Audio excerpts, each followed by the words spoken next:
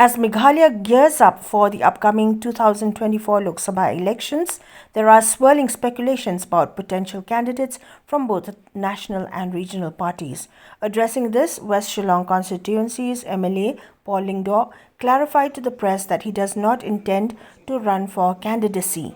Instead, he encourages all aspirants within the United Democratic Party to step forward, emphasizing that anyone receiving a ticket must adhere to the party's policies.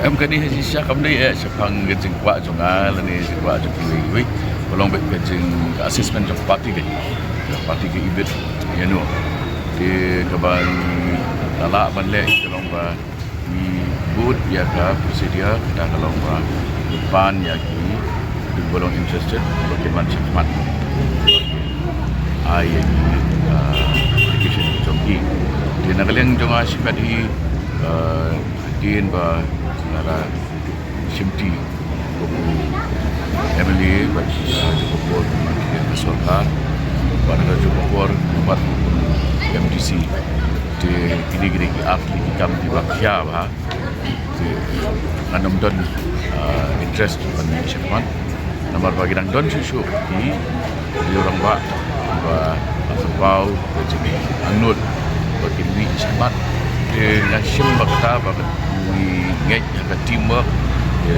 di dalam company apa sekali dia di bani bilang cepat nama ini Thailand ya secara pada rekam kejokan parti state dan district council menuju parliament.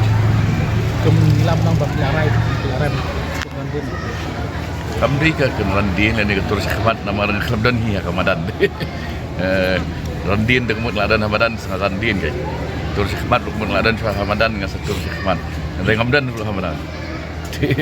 Nak kata kadau masuk pabrik dulu yang ini kalau bagi masjid nak pergi itu kita berbau ya macam anut jom kita berkhidmat kita duduk sawah sanut. Masjid dah buat saya dalam pergi kita.